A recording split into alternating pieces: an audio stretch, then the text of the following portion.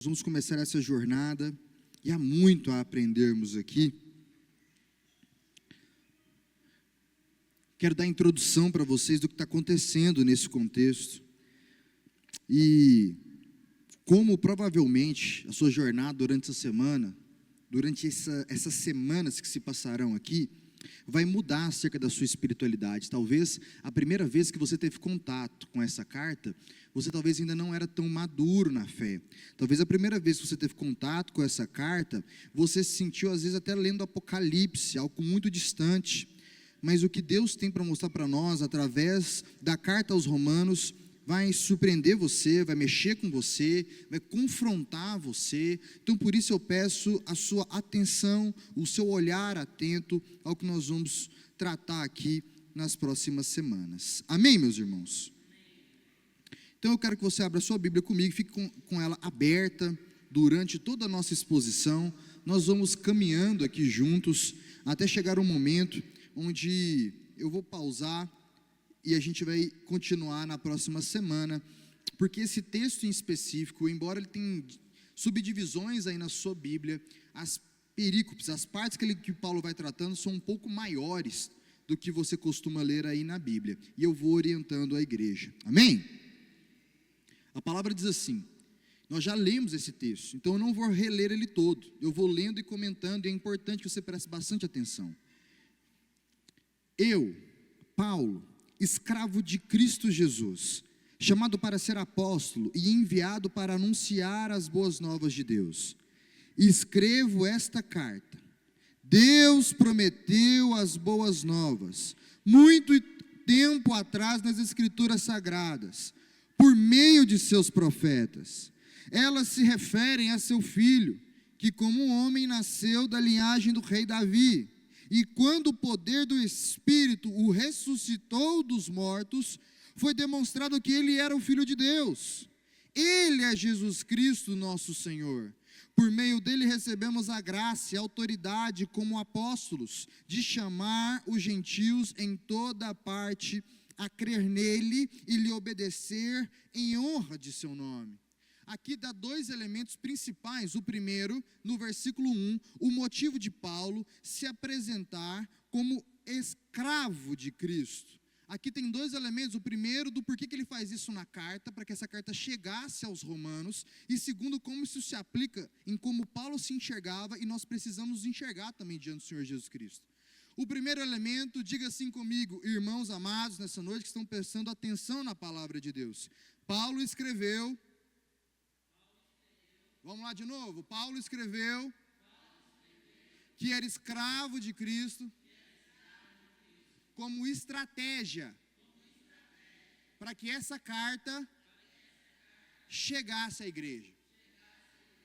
Primeira coisa que nós aprendemos com Paulo, irmãos, para pregarmos o Evangelho, nós precisamos entender aonde nós estamos inseridos, a linguagem do nosso povo e termos estratégias para pregar o Evangelho. Por quê? Por que Paulo coloca aquele escravo de Cristo? O primeiro elemento, irmã Nilza, nessa época, uma carta para ser levada de um ponto A para o ponto B, como nós vimos, podia chegar colocando na nossa moeda cerca de 100 mil reais, era um negócio muito caro. Por isso que Paulo, a gente vai ver na carta aos Coríntios, ele está cobrando, olha, vocês prometeram ofertar no campo missionário e pararam de mandar recursos para cá. E eu preciso desse recurso para continuar plantando igreja, conversando com a igreja. Você precisa pagar o mensageiro, a hospedagem que ele teria durante o processo, a alimentação dele durante o processo, um guarda para poder proteger esse mensageiro, caso ele morresse, fosse atacado durante o trajeto. E uma maneira de entrar em Roma, já que qualquer guarda iria revistar você, ia ler sua carta, era mostrar que era uma carta de um escravo para um povo que estava se reunido escondendo. Como nós vamos olhar aqui no texto, esse povo estava com vergonha do Evangelho, essas notícias chegaram até Paulo, e esse povo já não estava comentando mais que ele era crente, que ele servia o Senhor Jesus Cristo.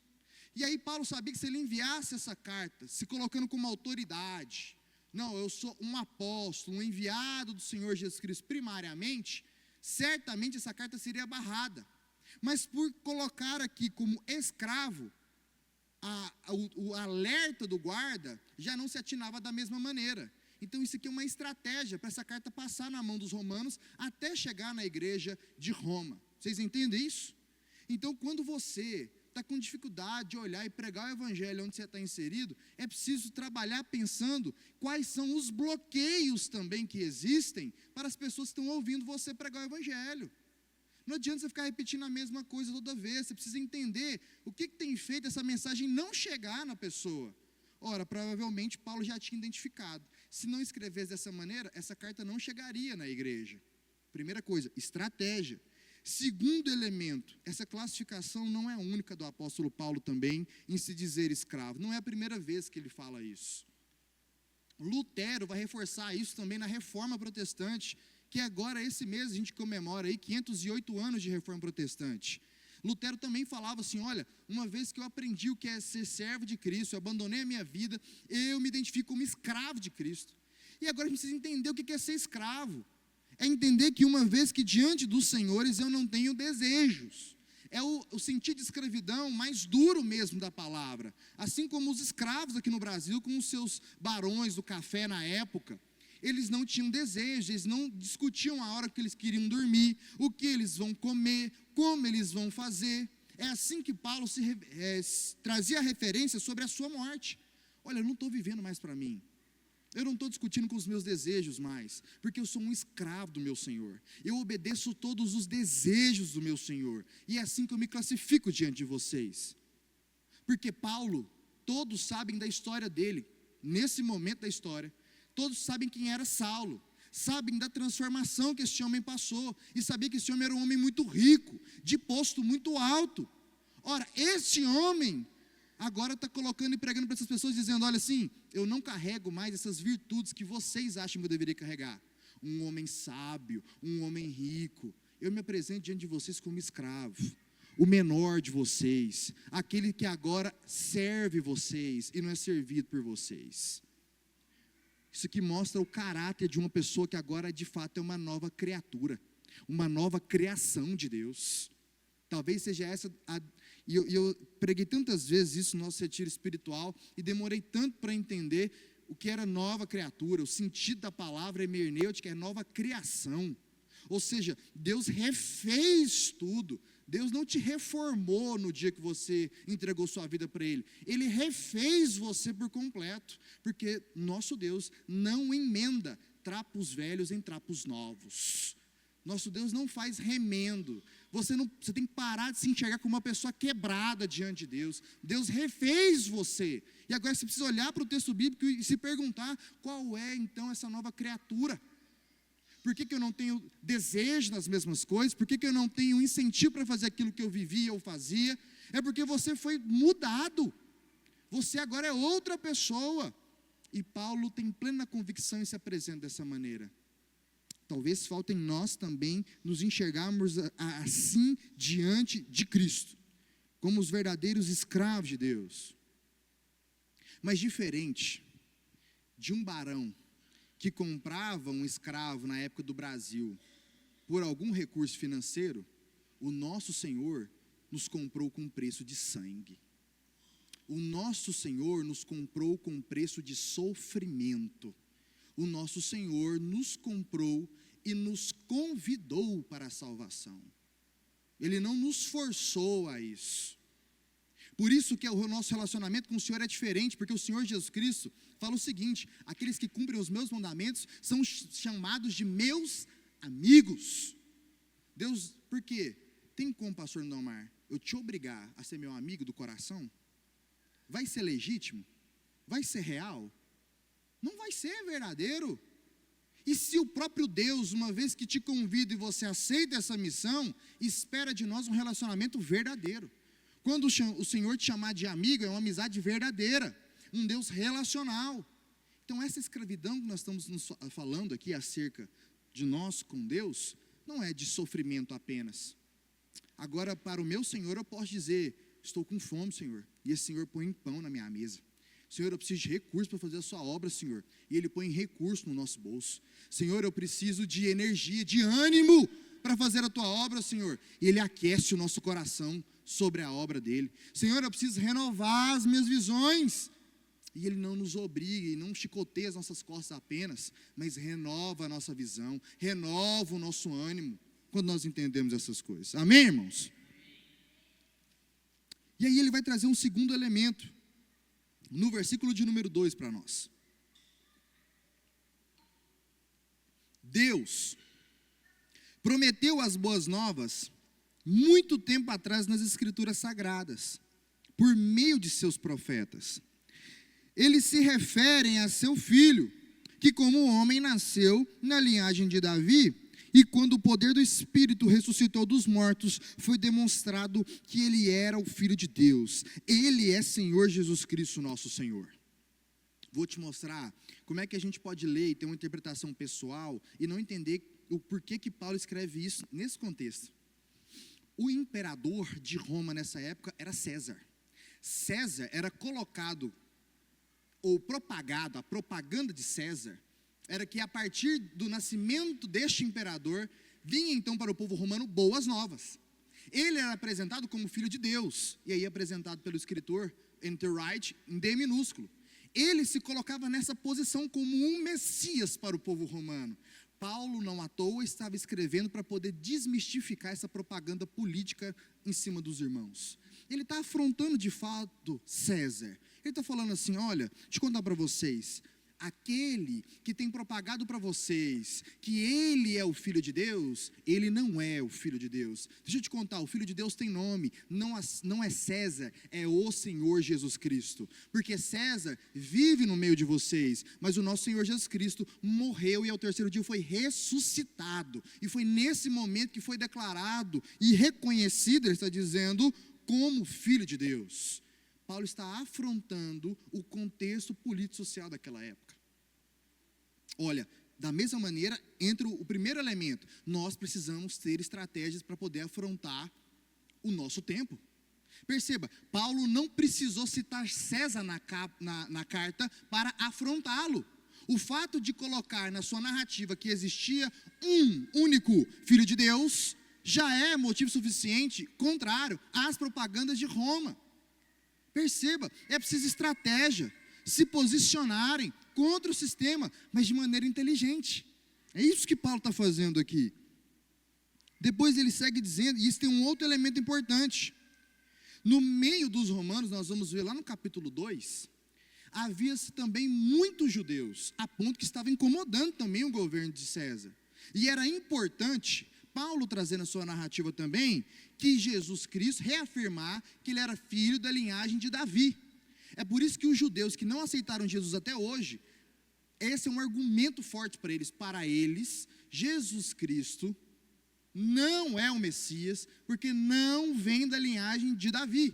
Esse é o argumento principal do judeu. Então Paulo, entendendo que ele está conversando com um romano, mas na igreja do romano também tem judeu, tem uma afirmativa para ele também. Ei, deixa eu falar uma coisa para você. O Messias já veio.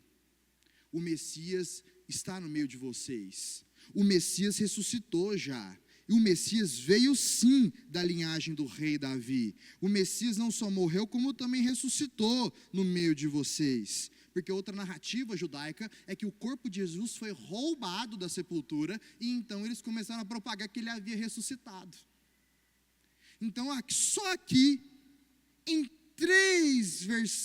4, nós temos tantos elementos.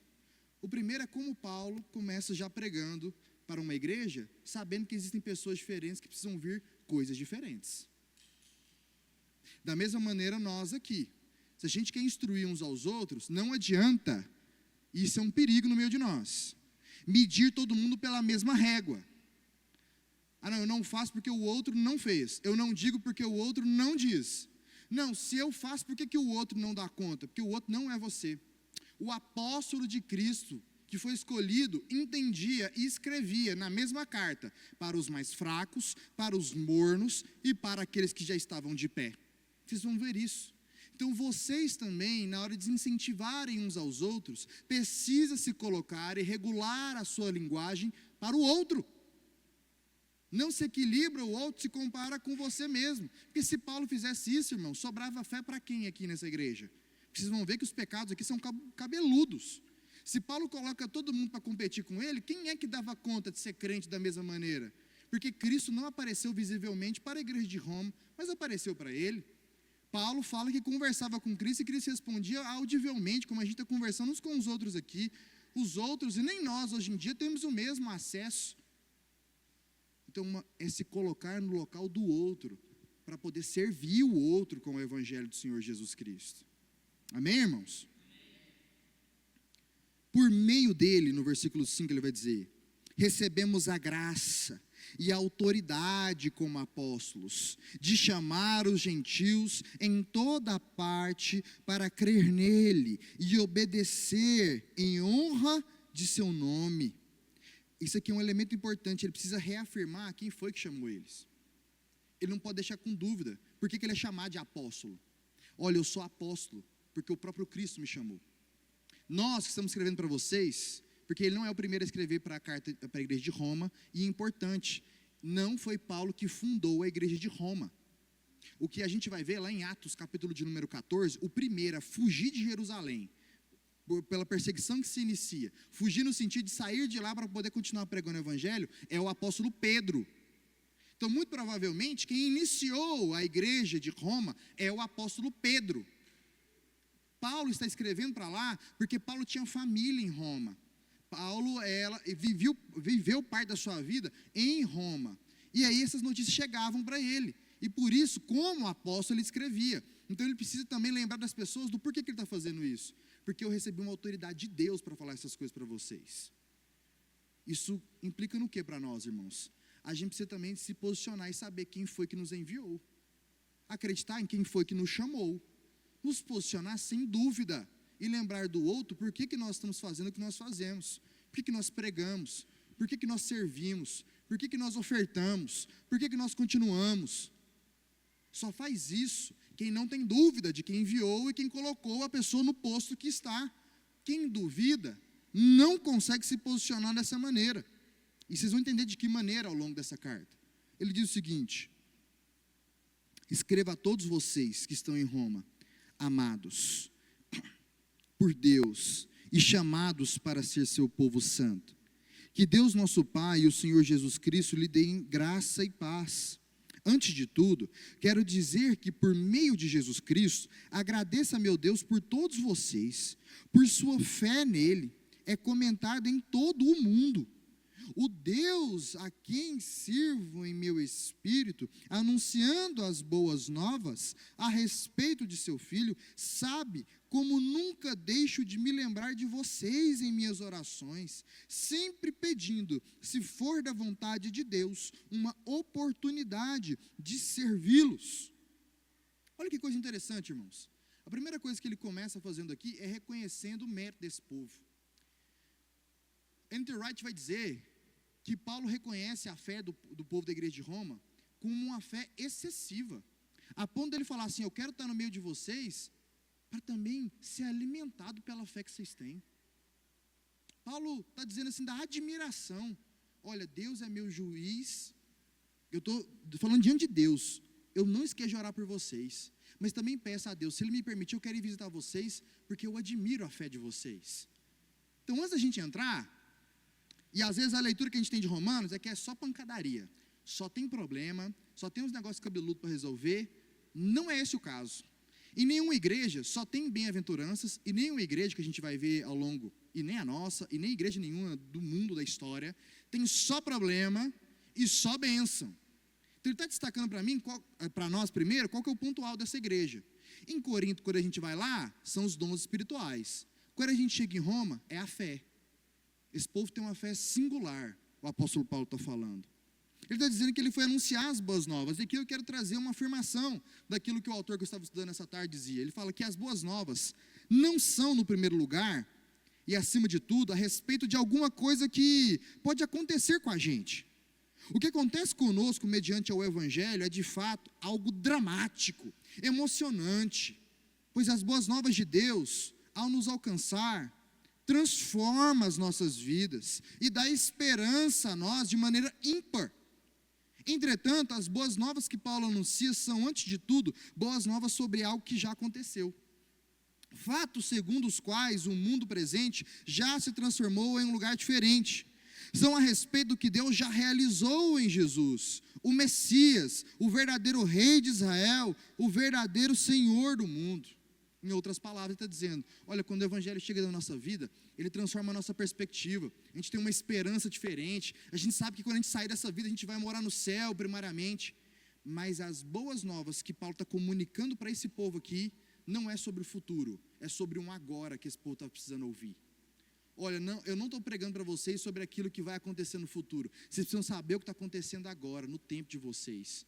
O que vocês precisam primeiramente entender, igreja de Roma, vocês precisam crer que o Messias veio, porque é isso que o primeiro século da igreja vai tentar fazer as pessoas desacreditarem que de fato o Messias veio. De outras maneiras, a gente vai entender que o nosso tempo também tenta descredibilizar a mesma coisa.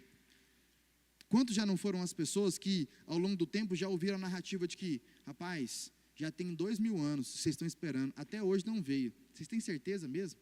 Vocês acreditam mesmo? Vocês acham mesmo que uma hora o céu vai partir, vai aparecer alguém lá de cima e vai vir buscar vocês? Então hoje a gente lida com um problema sobre um futuro que a gente acredita e prega.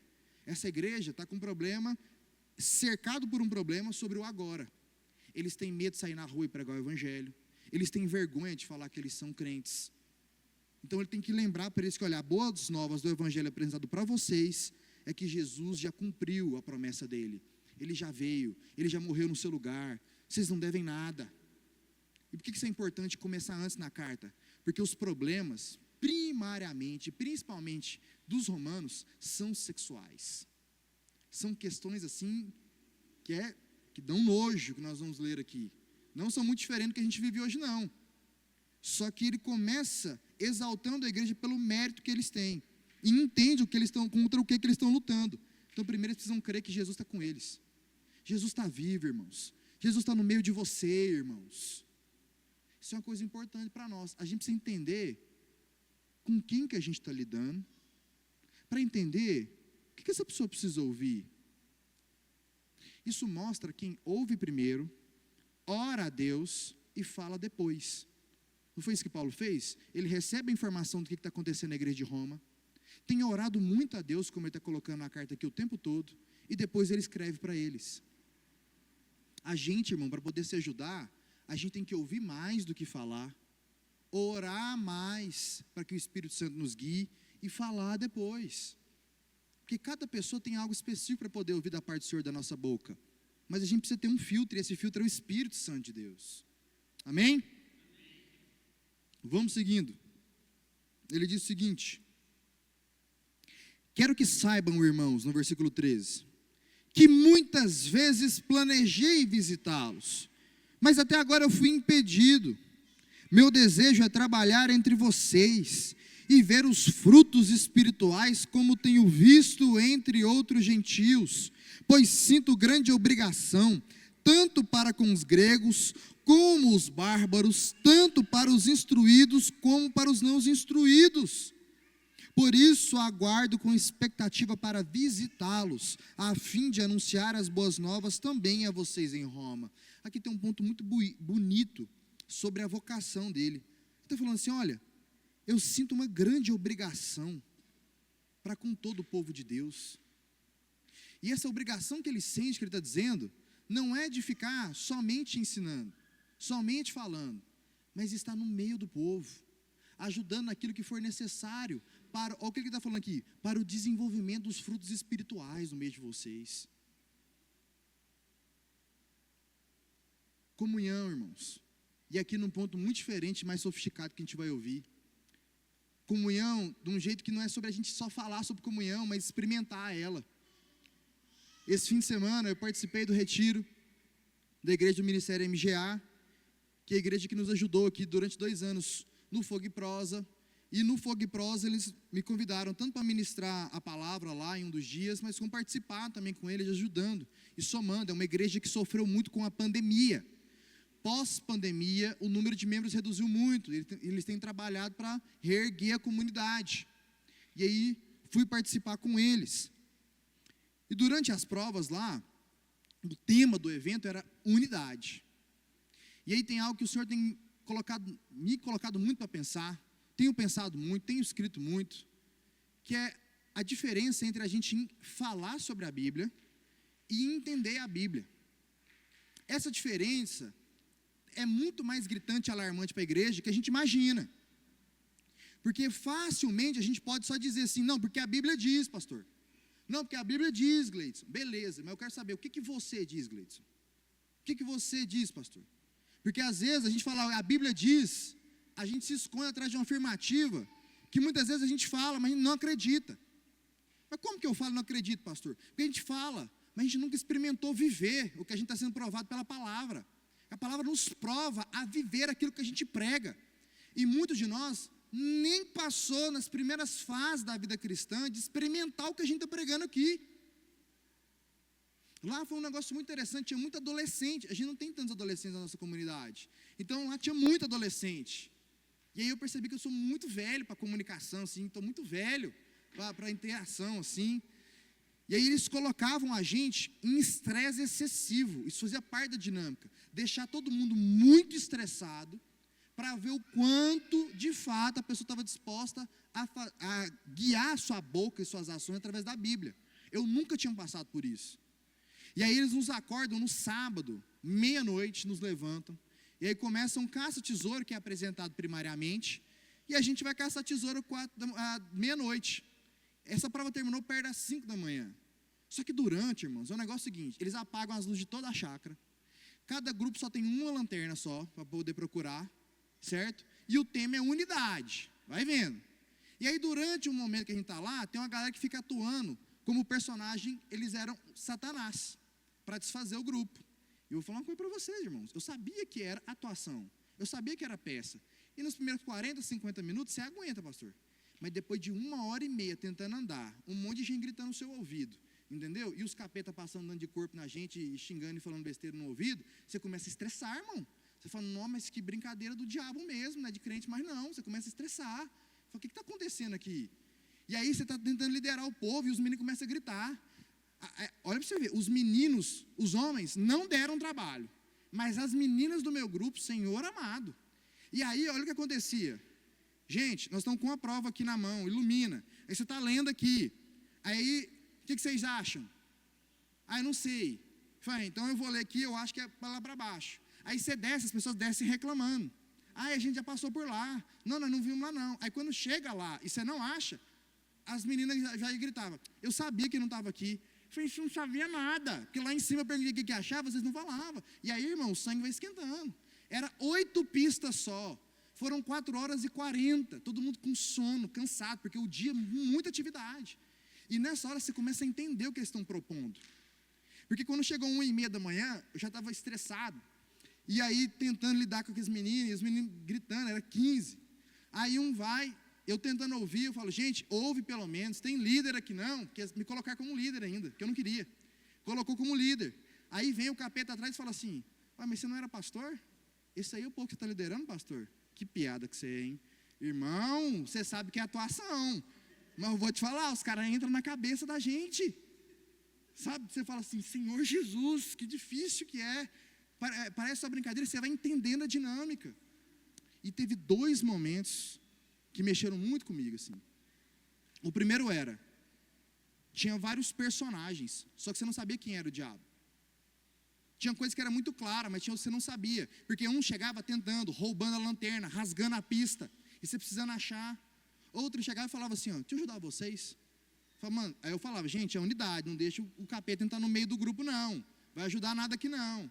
E a pessoa falava assim, mas eu não sou o diabo não, e saía. Chega depois de 4 horas de prova, a última prova, irmãos. De fato, uma dessas pessoas não era o diabo no meio da gente.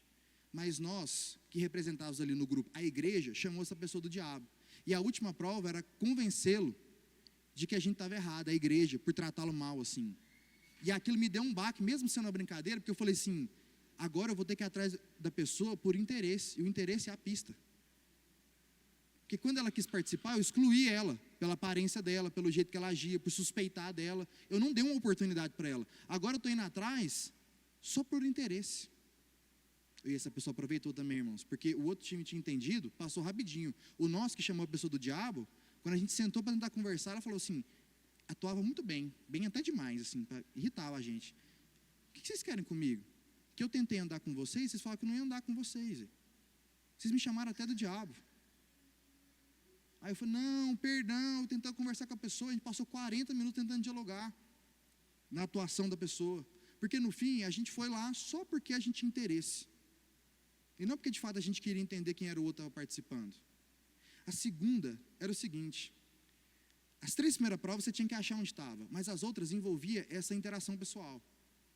E uma delas era o seguinte, a única pista que a gente tinha, 1 Coríntios capítulo de número 5, versículo de número 17, 18, eu acredito. A palavra diz assim, vocês não sabem que Deus julgará os de fora? Por isso vocês julguem os de dentro e expulsem o perverso. Alguém matou a charada na hora e falou assim, a gente tem que excluir alguém do nosso grupo. Irmão, só que vocês estão ouvindo só falar, vocês não entenderam, isso era 2 da manhã, desestabilidade. Tinha gente chorando no grupo, grilado, com raiva, desentendendo. Gente falando besteira, e eu falando assim, ó, se for para pecar, vamos todo mundo dormir, eu perco a prova. Eu não estou preocupado em ganhar a prova, se for para pecar, não. Chegou um momento que tinha uma moça, que depois eu fui descobrir, ela vai sempre na igreja, mas ainda não entregou a vida para Jesus. E aí, irmão, eu não sabia, eu não sou da igreja. Então eu tentei dar o quê? Carteirada de Bíblia na menina. Teve uma hora que ela brigou com a menina lá, eu falei assim, pede perdão para a moça. Ela, para que eu vou pedir perdão para a moça? Eu falei, porque vocês discutiram, não tinha porquê. Ah, mas eu não fiz nada não. Eu falei, mas aí ó, a carteirada. Mas Jesus fala para a gente perdoar, mesmo quando a gente está errado. Eu falei assim, mas que lei de merda é essa? Irmão, eu dei uma assustada na hora. Eu falei, cara, acabou meu argumento aí. Porque se a pessoa não quer obedecer a Deus, vou obedecer quem? Vai fazer o quê? E o time todo dividido. E aí nesse momento eu falei assim, agora eu vou entregar para um povo dividido, excluir alguém? Rapidamente, pra você ver, eu percebi que, Senhor Jesus, parece que eu não consigo excluir ninguém. Parece que eu cuido até do diabo, se ele for bonzinho demais, assim, até ele mudar. Que situação difícil. E aí eu falei assim, olha, eu vou abrir uma votação. Facilmente as pessoas entraram, acordaram e votaram. E excluíram a pessoa. E eles acertaram, porque se excluir a pessoa errada, você rodou. Ainda magoou a pessoa, olha que maravilha. Mas eles acertaram ainda. O perverso, no caso, era essa pessoa que estava chorando, estava instável. Você tinha que acalmar o tempo todo, estava deixando o time instável. Aí ela tinha sido instruída a agir dessa maneira. Era o coringa. Então, vai ensinando em cada etapa. Primeiro, às vezes só ficar cuspindo Bíblia para as pessoas não é o suficiente. Como aconteceu um fato real ali no grupo. Você caminhar com ela, entender por que ela vive dessa maneira. Aplicar o evangelho de maneira diferente. E segundo, como é fácil para a gente vomitar versículos. Mas quando a gente é provado a vivê-los, a parada é mais embaixo, irmão. Aí nós somos nivelados por baixo, irmão. Aí a gente é colocado à prova diante de Deus, e aí nós vamos lembrar do que a gente estudou em Hebreus, se nós vamos ser aprovados por Deus ou não. E a máxima que nós vamos estudar no capítulo 2 na semana que vem, o apóstolo Paulo vai entregar um negócio que a gente não conversa na igreja. Ele fala o seguinte, aqueles que conhecem o evangelho e continuam desobedecendo a Deus, continuam vivendo e não querem mudar a sua vida, porque dizem, eu aprendi assim, me ensinaram assim, eu não consigo mudar isso. Olha a frase que ele vai usar, vocês não terão desculpas diante de Deus. Esse tipo de coisa a gente não quer lidar mais. Ou também a gente é só bronca, só peso, só transforma o evangelho em fardo para a pessoa que ela nunca vai dar conta de seguir. Ou também abre demais, é um amor excessivo demais, que a pessoa fala assim, não, mas eu posso continuar vivendo do jeito que eu estou mesmo, nem precisava ter me chamado aí, porque do jeito que é, eu vou ser salvo de qualquer maneira. Não, irmãos. Tem alguém se apresentando e dizendo, olha, eu amo vocês, eu quero estar com vocês, mas faço isso com um amor genuíno, porque antes sou escravo de Cristo, vivo para a obra dele, eu me preocupo com vocês genuinamente. Como líder, até para a liderança da igreja. Se querer estar entre irmãos, visitar os irmãos for uma mera obrigação, não vá então. Porque Paulo está ensinando um negócio diferente para nós. Você precisa querer de coração aberto e verdadeiro. Porque esse tipo de meta, a pessoa reconhece. Reconhece pelo quê, João? Pelo Espírito, é isso que ele está falando. O desejo de estar com eles era verdadeiro. O nosso desejo de estar entre irmãos em comunhão deve ser verdadeiro. E é por isso que esse negócio de comunhão não é só repetir e a gente saber da boca. Porque qualquer um de vocês, se a gente chamar aqui, vocês conseguem falar sobre comunhão na igreja. Sim, irmão, vocês conseguem falar. Outra coisa é nós vivermos isso. E esse é um dos primeiros desafios que a carta está trazendo aqui. Uma igreja que vai apresentar tanto problema que cada um de nós, quando lê os pecados aqui, vai falar assim, misericórdia, eu não quero ir lá não. E esse homem está ansioso para estar no meio desse povo. E falar assim, ó, eu creio que pela oração e pelos ensinos da palavra, eu vou ver frutos espirituais no meio de vocês. Olha a visão do líder aqui, irmãos. Olha a visão do apóstolo aqui. Nem fui eu que fundei essa igreja, mas vocês são parte da igreja de Cristo. O testemunho de vocês sobre a fé de vocês tem inundado todo mundo. Por quê? Ele tinha viajado o mundo para poder pregar o evangelho. Todo mundo falava sobre a fé do povo de Roma. O que esse homem está falando? Olha, tem um monte de problema que eu vou bater em vocês agorinha. Mas antes, eu não posso deixar de reconhecer o bem que vocês fazem também. A gente precisa também saber reconhecer o bem dos outros também, irmãos. Senão, às vezes, a gente só pesa a mão e a pessoa vai fazer o quê? Tapar os ouvidos. Só gritar não adianta. É necessário amar antes. Paulo está ensinando isso. É necessário amar antes. Ele está dizendo, estou escrevendo para vocês porque eu amo vocês demais. Vocês têm noção, já até tentei estar com vocês aí, mas não deixou, então eu estou orando para que, se Deus permitir, eu vou estar aí. Eu estou pedindo para Deus em oração. Nós precisamos amar uns aos outros de maneira genuína, e as pessoas vão sentir isso, as pessoas vão gostar disso, e as pessoas vão experimentar Jesus através disso. Porque uma igreja que está escondendo, fugindo, com medo do evangelho, pela perseguição e pela chacota, encontra no líder aqui um amor que eles estavam precisando sentir.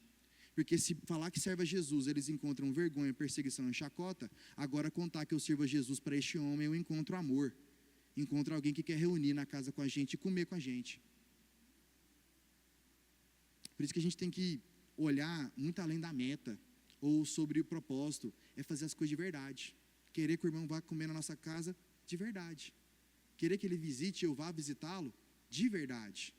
E nisso, nós experimentamos a comunhão dos santos de Deus. Amém, meus irmãos? Vocês estão comigo ainda ou estou com sono? Mais ou menos, né?